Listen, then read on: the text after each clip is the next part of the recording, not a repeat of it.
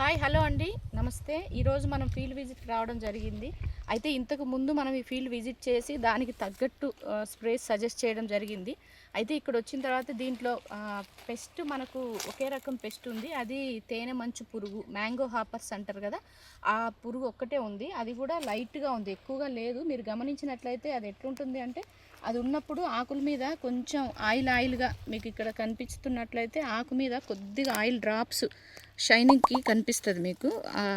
తేనె అంటారు కదా, ఈ ఆయిల్ డ్రాప్ కనిపిస్తుందో లేదో తెలియట్లేదు, బట్ లైట్గా ఉంది. ఇంతకు ముందు ఇక్కడ మీరు చూసినట్లయితే ఇదంతా కూడా లాస్ట్ ఇయర్ తేనె మంచు పురుగు ఉండడం వల్ల ఇదంతా కూడా అది వదిలిన తేనెకు మొత్తం ఇలా ఫంగస్ లాగా అయిపోవడం జరిగింది. ఇదంతా ఇప్పుడు రాలిపోతూ ఉంది. పూతలు చూసినట్లయితే ప్రతి ఇలా కొమ్మ ఉంటుంది కదా, ప్రతి కొమ్మకు పూత అన్నది ఇండ్యూస్ అవ్వడం జరిగింది. అంతా ఇప్పుడు పచ్చి పూత, ఇలా తెల్ల పూత ఈ విధంగా ఉంది. కొన్ని ఇంకా ఇండ్యూస్ అయ్యేటివి ఉన్నాయి. ఇప్పుడేమో పచ్చి పూత మీద ఉంది, కొన్ని ఆల్రెడీ తెల్ల పూత మీద ఉన్నాయి. ప్రతిదీ చూస్తే మీకు బంచెస్ ప్రతి దానికి కూడా ఇట్లా ఏ కొమ్మ ఉన్నా ప్రతి కొమ్మకు పూత రావడం జరిగింది. మీరు చూసినట్లయితే అన్ని చెట్లకు కూడా అదే విధంగా రావడం జరిగింది. చూస్తే ఇది మొత్తం 10 ఎకరాల తోట అండి. అయితే ఇక్కడ ఉన్నది ఒకటి, ఇంకొక స్ప్రే చేసుకుంటే సరిపోతుంది. మళ్ళీ డిసీజ్ అయితే మీకు ఎక్కువగా వచ్చేది ఫంగస్ తెగుల్లో మీకు యాంథ్రాక్నోస్ ఇప్పుడు వచ్చే ఛాన్స్ ఉంది. ఎందుకంటే మీకు డే టైము కొద్దిగా టెంపరేచర్ ఎక్కువైంది.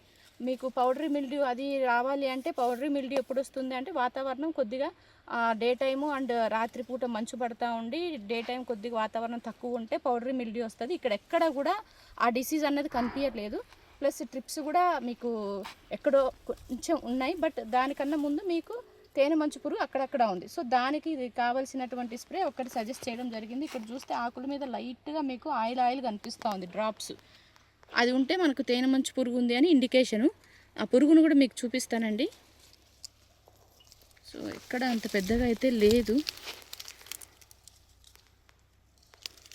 అలా ఉంటే ఆ చెట్టు మీద ఒక ఫోటో తీసి మీకు చూపించగలను.